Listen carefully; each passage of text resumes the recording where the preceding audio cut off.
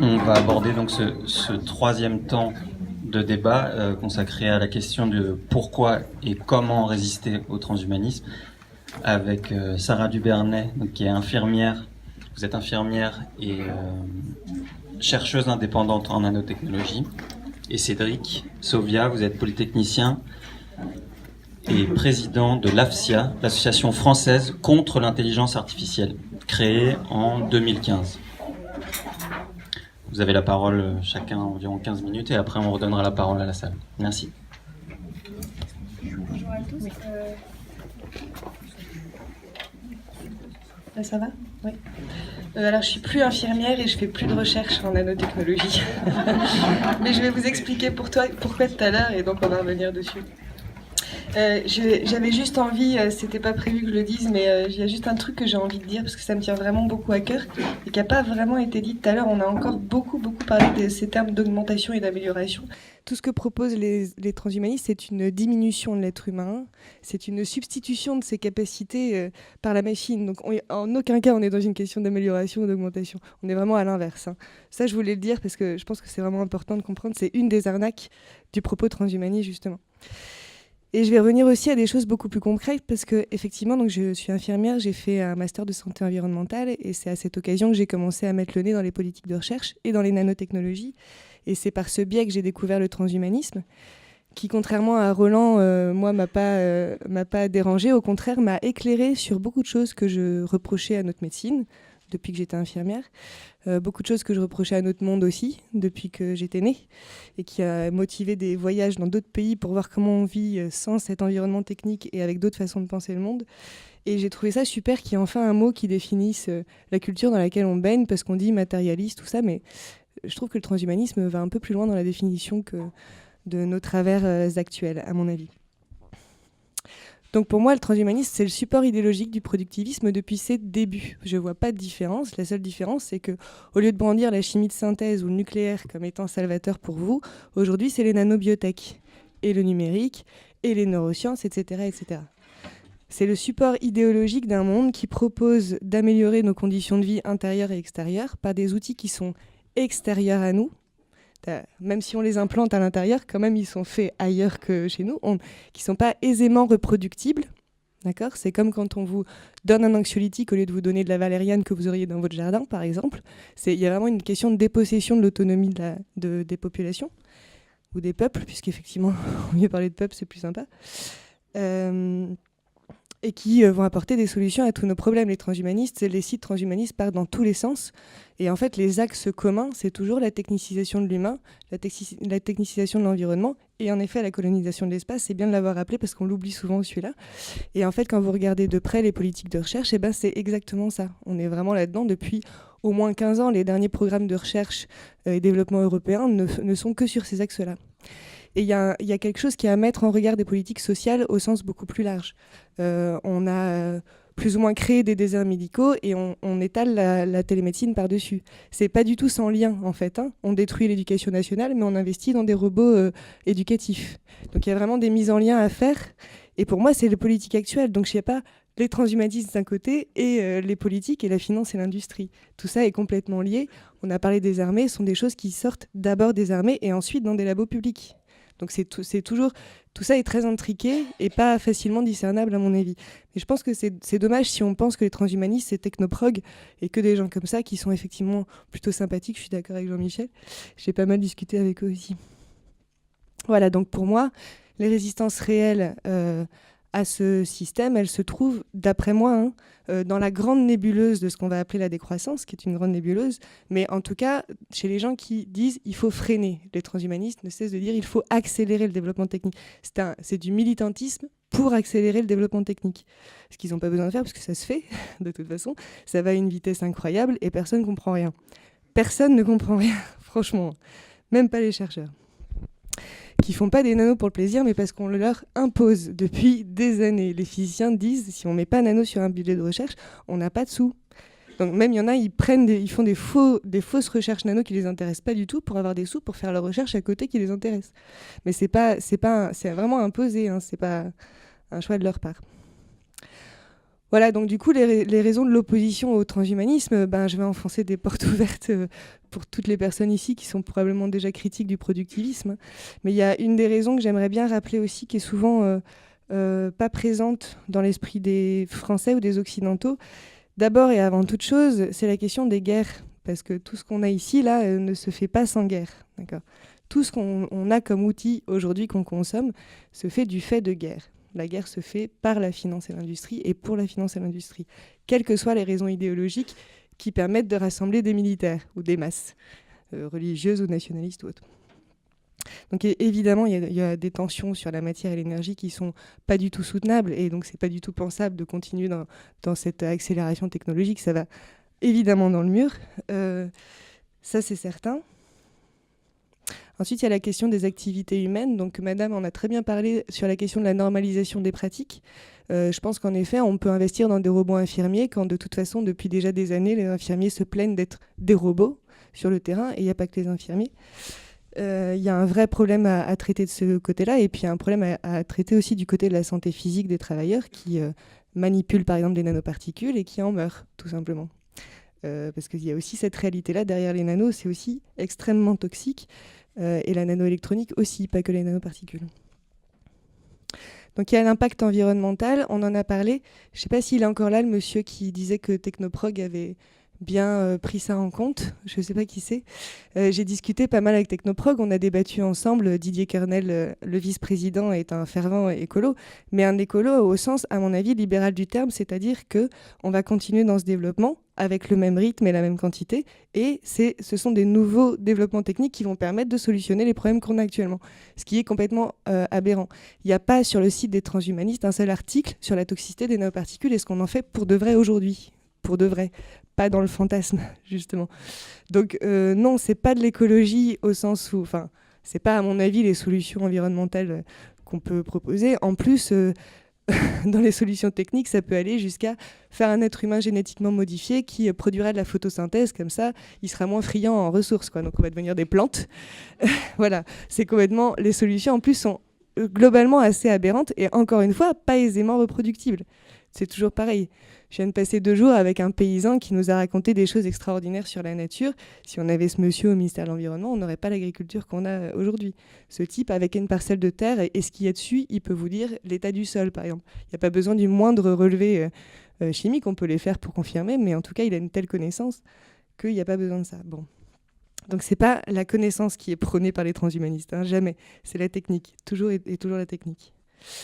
Donc l'impact environnemental, la toxicité physique pour les populations en général, hein, humaines, végétales et animales, et puis une toxicité culturelle dont je pense qu'on a largement parlé déjà ce soir, parce que je pense que là, il y a quelque chose qui est vraiment, en effet, mortifère dans la pensée humaine, même dans le développement d'un être humain, tout simplement.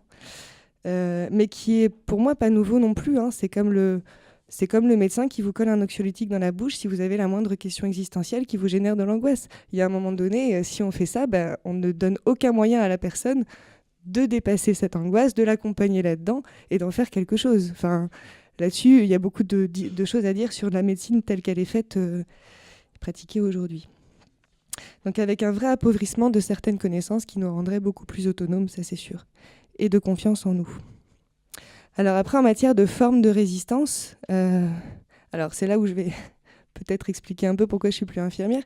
Je pouvais plus au bout d'un moment donner des traitements qui ont à peu près tous des nanoparticules, après avoir mis le nez dans des dizaines et des dizaines d'études de toxicologie, y compris en chimie d'ailleurs, pas que sur les nanos. Voilà, je me sentais plus soignante au bout d'un moment. Déjà que je trouvais déjà qu'il y avait des utilisations abusives, mais là, c'était plus possible. Donc, j'ai décidé de me reconvertir et je soigne depuis 1 an et demi avec mes mains et avec des mots, parce que ça, j'ai toujours fait par contre. Et je parle de ça parce que je pense que dans les formes de résistance, moi, résister, je sais pas si c'est le terme qui me plaît le plus, j'ai pas envie de résister à, j'ai envie de créer autre chose et de pouvoir développer autre chose. Enfin, maintenant, en tout cas, pendant plusieurs années, j'étais vraiment en colère et j'étais dans la lutte et j'ai lâché ça. J'en suis très contente. Mais je fais plus de recherche sur les nanos, mais je fais des recherches sur la science d'un point de vue fondamental et comment elle nous apprend à mieux soigner. J'essaye de trouver d'autres connaissances qui sont pas universitaires, je suis désolée de le dire, qui sont pas universitaires, mais qui marchent aussi. Donc je crois que les résistances, elles se font d'abord et avant tout sur des cheminements individuels et des choix individuels. Et j'arrête pas de rencontrer de ces derniers temps, peut-être parce que je le vis, donc je les attire, des gens qui comme ça changent complètement, qui bossent pour des banques ou pour des grosses boîtes et qui se reconvertissent dans d'autres trucs qui ont du sens, qui ont juste du sens pour eux, quitte à diminuer leur niveau de vie, au niveau du confort, etc. Je crois que ça, c'est vraiment la transmutation de la société la plus efficace. Voilà. Mais pour ça, pour faire des choix individuels, il faut aussi avoir des rencontres collectives. Donc, ce qu'on fait ce soir, c'est une forme de résistance. Parler, pour moi, ça a toujours été agir aussi. J'ai jamais dissocié les deux. Ce que fait Science Critique, qui fait d'excellents articles sur des sujets scientifiques qui sont rares, parce que c'est des sujets qui sont très traités par les médias, mais rarement sous le bon angle, je trouve.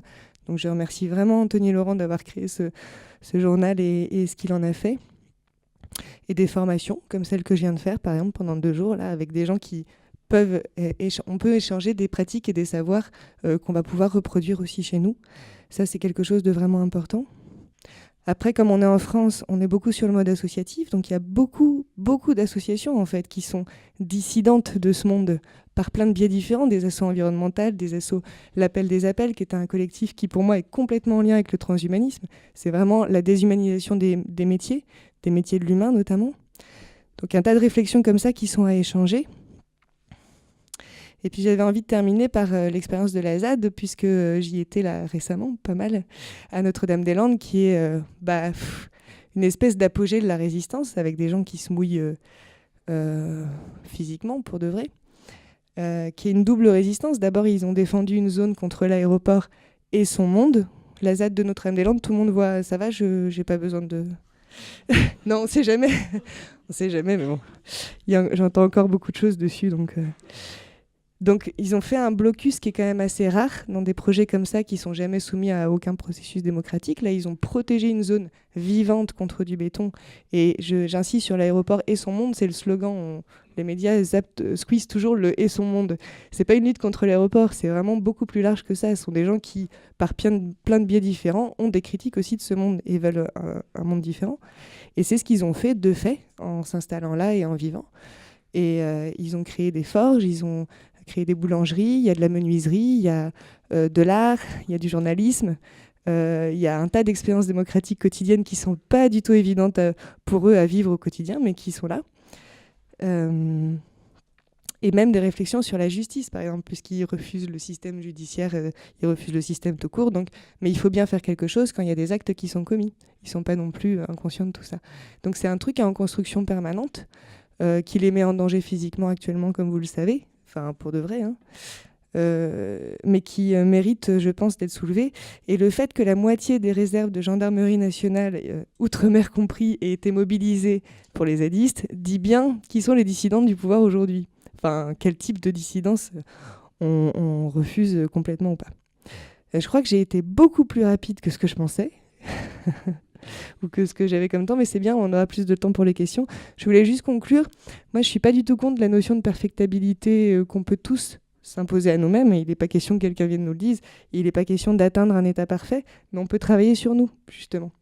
Et je pense que toute personne qui se retourne à un moment donné de sa vie et se dit ah ben là j'ai avancé ou là j'ai régressé, parce que c'est ça aussi, être conscient de ce qu'on est, et de fait un dissident au transhumanisme et de fait imperméable à ce discours. Si on a conscience de nos propres capacités de développement, d'évolution, on n'est pas vraiment sensible à ces promesses d'outils extérieurs.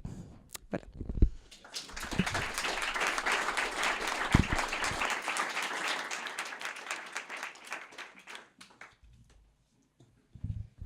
Alors, je vais vous parler donc de l'Association française contre l'intelligence artificielle. Donc, le titre a été choisi par souci de clarté.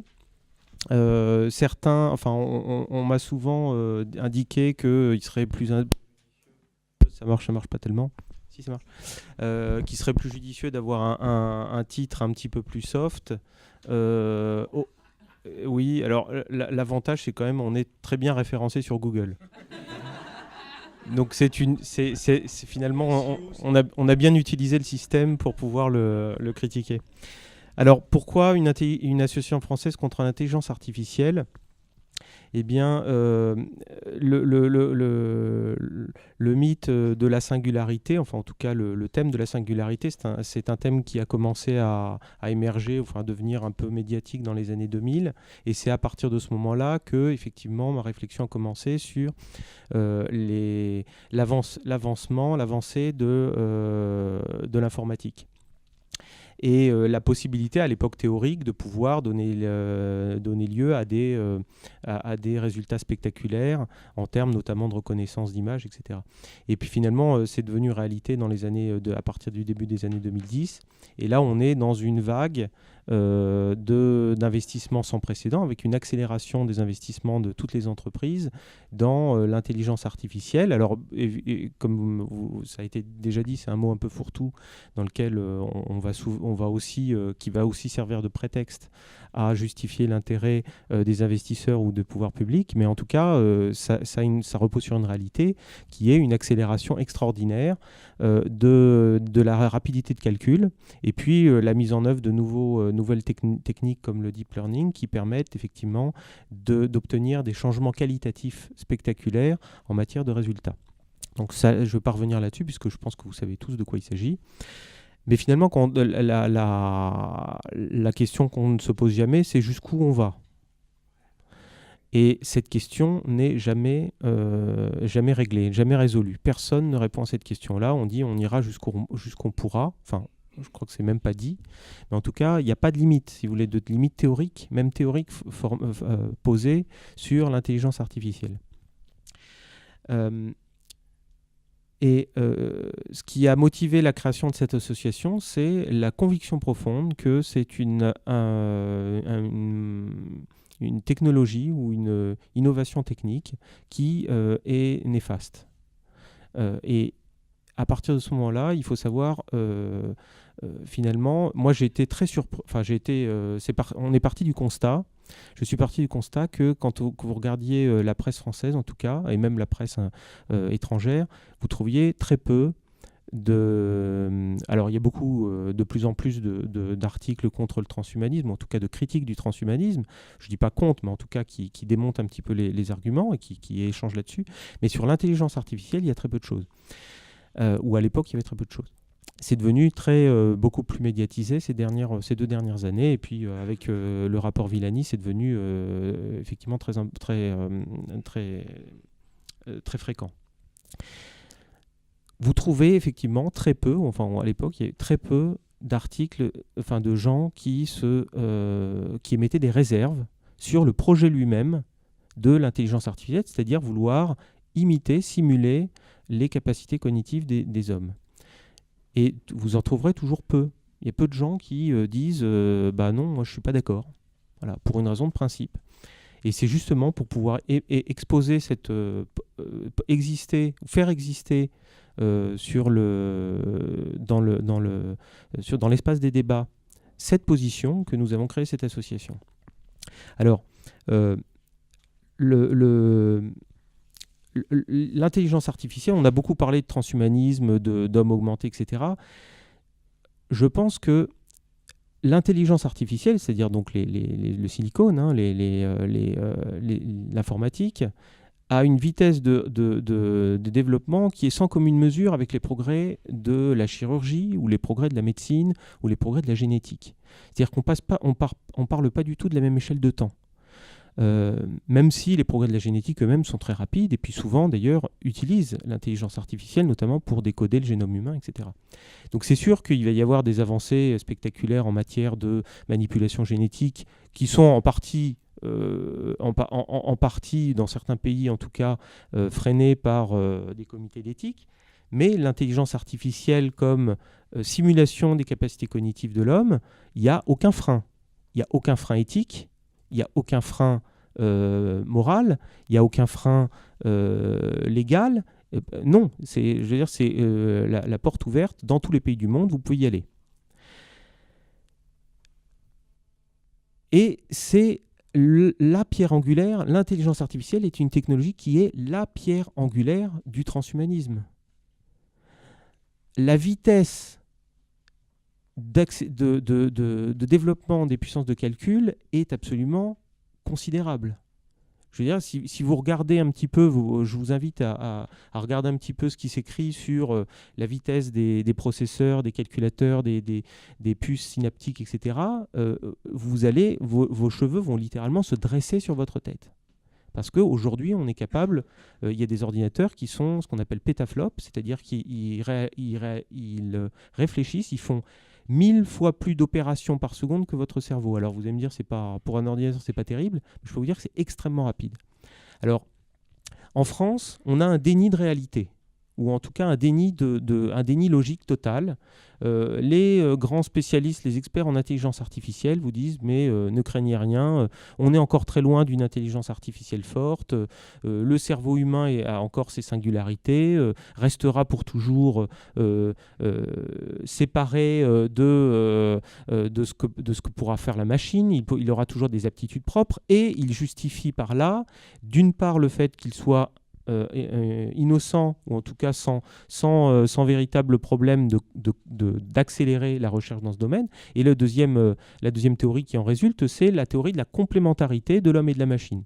C'est-à-dire que vous en faites pas, vous trouverez toujours votre place dans le monde automatique, puisque finalement la machine aura toujours besoin de vous. Bon, c'est une affirmation qui est absolument pas prouvée. Absolument pas prouvé. Alors vous allez me dire, oui, mais aujourd'hui, vous voyez bien que les intelligences artificielles, elles sont encore ce qu'on appelle faibles. C'est-à-dire qu'elles ne font que reconnaître des images. On est encore très loin. Je cite un professeur qui s'exprime très souvent dans les médias, le professeur Ganassia, mais qui a tendance à évoluer un petit peu lui aussi, mais on est encore très loin de pouvoir faire émerger une conscience. D'ailleurs, on ne sait pas ce que c'est qu'une conscience. Eh bien, il n'y a pas besoin de savoir ce que c'est qu'une conscience pour être capable de la faire émerger. C'est ça le problème. Et il y a fort à parier que si la conscience, et je ne dis pas que ce soit nécessairement possible, je dis que ce n'est pas impossible. Si la conscience doit émerger dans une machine un jour, je suis à peu près certain que le créateur ne s'en rendra pas compte. Il ne saura pas pourquoi. Ça va émerger comme ça. De même qu'aujourd'hui, d'ores et déjà, les chercheurs en intelligence artificielle ne savent pas pourquoi leurs algorithmes se mettent à reconnaître des chats ou se mettent à reconnaître des panneaux de signalisation. Ils ne savent pas. Ce sont des systèmes qui sont extrêmement complexes et ils s'auto-étalonnent. Alors évidemment, l'être humain intervient pour pouvoir dire « Ah ben non, ça c'est pas un chat, non, ça c'est pas un panneau ». Donc il y a effectivement une éducation du réseau de neurones, mais l'éducation se fait toute seule. Et on peut tout à fait imaginer que la puissance de calcul permette d'aboutir à des choses dont on n'a pas idée. Alors, il y a ça peut heurter. Je suis souvent confronté à des gens qui sont heurtés par cette idée que la machine puisse, ne serait-ce qu'arriver à simuler, ou en tout cas arriver à un degré de capacité comparable à celui de l'homme.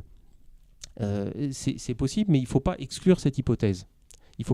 Le cerveau humain n'est pas magique. Il est certainement extraordinaire, permet d'accéder à des choses qui ne sont pas uniquement matérielles, puisque c'est quand même dans le cerveau qu'émerge la pensée. Le cerveau, bien évidemment, relié à son corps, donc je ne nie pas le fait que nous soyons des êtres incarnés et que nous ayons une sensibilité qui fasse partie de notre être, mais une machine, par ses capteurs, par ses vidéos, par son analyse de l'environnement, on peut très bien imaginer qu'elle soit également un organisme qui est relié au monde extérieur. Donc il faut pas le nier. Et il est probable que les avancées, là où je veux en venir, c'est que les avancées en matière de transhumanisme et d'hommes augmentés ne vont pas à la même vitesse que les ordinateurs. Donc quand on parle tout à l'heure, est-ce que l'homme va devenir robot ou est-ce que c'est les robots qui vont prendre la place des hommes? Je crois que l'un et l'autre, de toute manière, aboutissent au même résultat. On aboutit au même résultat. À partir du moment où on trafique le cerveau des hommes, et les capacités, par exemple, de réflexion, etc., si on vient s'immiscer là-dedans, on n'est déjà plus dans l'humain. Et donc on est dans autre chose, qui est de la machine. Vous pouvez appeler ça des organismes hybrides ou peu importe. Mais en tout cas, il est clair qu'on ouvre un champ de possibles qui est tout à fait immense. Ce que néglige... donc il faut bien avoir en tête cet aspect-là qui est une évolutivité extrêmement rapide. Dès aujourd'hui, cette évolutivité, les capacités des intelligences artificielles même faibles, sont susceptibles de plonger le monde dans le chaos. Pourquoi ? Parce qu'il suffit de regarder, des films de science-fiction. Vous voyez que dans les films de science-fiction, aujourd'hui, la réalité dépasse la fiction. C'est-à-dire que vous n'avez plus tellement de gadgets dans des films de science-fiction qui ne soient aujourd'hui sur un plan, sur le point d'être commercialisés. Je prends par exemple les drones. Aujourd'hui, la technologie du pilotage automatique de drones, la technologie de la reconnaissance faciale et la technologie du déclenchement d'explosifs, tout ça, c'est des technologies qui existent. Vous les réunissez, vous faites un drone tueur. Hein, ça existe déjà, l'armée déjà s'en sert. On peut très bien imaginer que des terroristes s'emparent de ces gadgets pour commencer à faire des dégâts. Ce sera du terrorisme low cost. Il ne faut pas penser que ce soit toutes ces technologies que je viens de décrire, n'importe qui les a chez lui. Donc on est dans l'informatique qui est à très bas coût. Hein, les prix baissent en permanence et les capacités augmentent. Donc toutes ces choses-là vont permettre aux criminels d'ouvrir une nouvelle ère de terrorisme, hein, et de criminalité d'une manière générale. Alors vous avez la criminalité économique, vous allez avoir par exemple les deepfakes, hein, on n'en parle pas tellement, mais les deepfakes, qu'est-ce que c'est ? Ce sont des vidéos dans lesquelles on plonge en fait on remplace les visages de certains acteurs par des acteurs de personnes connues, et on peut imaginer très très facilement, aujourd'hui vous ne faites pas la différence entre une vraie vidéo et un vidéomontage et un deepfake. Enfin, une vraie vidéo et un deepfake. Donc vous êtes en capacité, un deepfake, c'est-à-dire un faux profond, si vous voulez. On est à l'aube d'une ère de manipulation de l'information dans laquelle on sera absolument incapable de discriminer le bon du mauvais. C'est ce qu'on disait tout à l'heure sur les processus de vote électronique. Aujourd'hui, on vous dit, quand il y a une élection, ah bah oui, mais la Russie a fait balancer, a tellement influencé sur les électeurs qu'ils ont voté pour un tel plutôt qu'un tel. Mais demain, vous serez absolument incapable de dire si c'est vrai ou si c'est faux. Déjà, aujourd'hui, c'est compliqué. Mais demain, ce sera impossible. Quand vous recevrez une information, il n'y a plus de télé, puisque tout le monde se regarde Internet. Demain, vous aurez une information sur Internet, vous ne serez plus capable de dire si c'est vrai ou si c'est faux. Etc., etc. L'imagination humaine est sans limite. Ça, aujourd'hui, personne n'en parle. Surtout pas Cédric Villani. Et pourtant, c'est la réalité. C'est tout un pan de la réalité. La cybercriminalité. Alors, la cybercriminalité, qu'est-ce qu'elle va avoir ? Et je peux vous dire qu'il y a des panels d'experts qui réfléchissent déjà, mais on garde les informations sous le boisseau. Qu'est-ce que ça a comme conséquence ? Enfin, en tout cas, moi j'ai lu un rapport d'experts sur le sujet. Qu'est-ce qu'ils disent à la fin, la conclusion ? Comment est-ce qu'on peut se protéger ? Eh bien, en confiant davantage de moyens à Google, Facebook et consorts. Eux seuls sauront, par davantage de technologie, résoudre les problèmes posés par la technologie. Donc là, on voit bien qu'on est dans une espèce de course contre la montre, dans laquelle on va accepter davantage de choses. La technologie crée davantage de problèmes qu'elle n'en résout, mais de toute manière, elle va courir derrière elle-même et continuer à se développer. Est-ce qu'on va en sortir gagnant, à votre avis, de cette course-là ? C'est peu probable. Alors, ça c'est un premier point, la situation chaotique posée par l'intelligence artificielle. Je préfère commencer par là mon exposé, parce qu'au moins il est palpable et puis accessible à des gens même qui seront des tenants du système libéralo-techno-productiviste. Bon, ils peuvent quand même reconnaître qu'il y a effectivement anguille sous roche. Dans l'affaire du transhumanisme, il y a un point qui n'a peut-être pas été suffisamment souligné, c'est que, si tout à l'heure il a été dit d'une certaine manière que c'était un projet totalitaire. Pourquoi totalitaire ? Parce qu'il se base sur une idéologie qui consiste à dire que le sens de l'évolution, c'est l'homme augmenté. Voilà. Et donc je fais vite là-dessus. Et comme toutes les idéologies totalitaires, elle a vocation à se terminer très mal. Ça, c'est encore aussi un point qu'il faut avoir l'honnêteté et l'humilité de reconnaître. Les hommes sont faillibles et qu'à chaque fois qu'ils décrivent un univers merveilleux, magique, ça se termine souvent très mal. Donc ça, c'est un deuxième élément qui devrait nous faire réfléchir et nous inquiéter, nous faire sérieusement nous préoccuper de l'intelligence artificielle. Enfin, on nous parle beaucoup d'accélération et de disruption.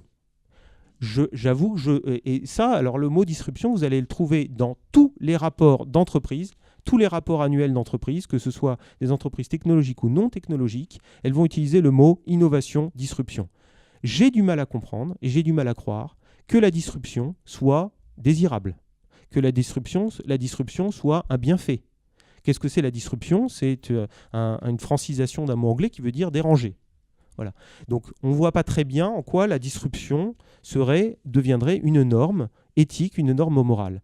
Alors quand on vient nous parler aujourd'hui, à la suite de Cédric Villani, de l'éthique de l'intelligence artificielle, moi j'avoue que je m'interroge, j'ai beaucoup de mal à comprendre. En quoi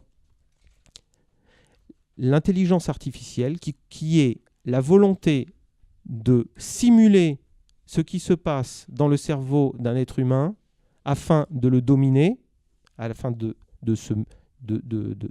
d'accaparer ce pouvoir, de prendre ce pouvoir, en quoi c'est éthique?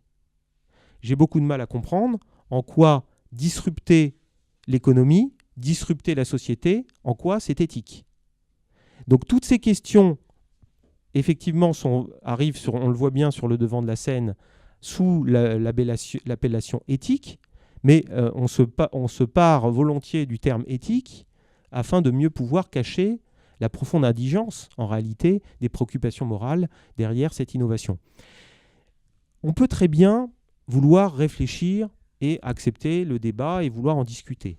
Bon. Mais on peut très bien aussi, par principe, ne pas être d'accord avec cette innovation, par principe et par raison, c'est-à-dire après en avoir étudié les différents scénarios possibles et peser le pour et le contre.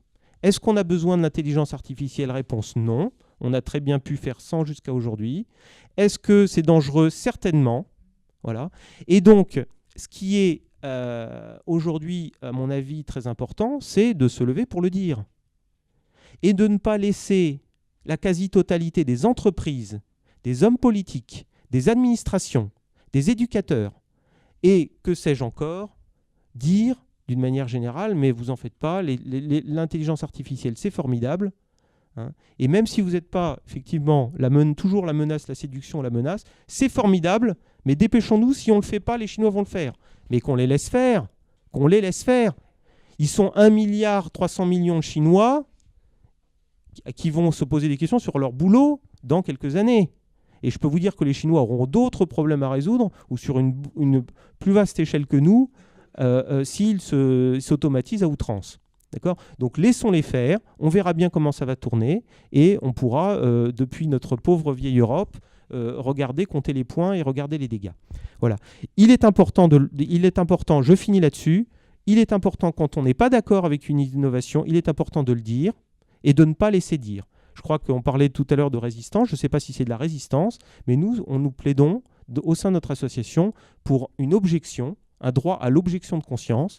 Nous ne sommes pas d'accord et nous le disons et nous entendons mettre les pieds dans le plat et arrêter de nous faire prendre par des imbéciles.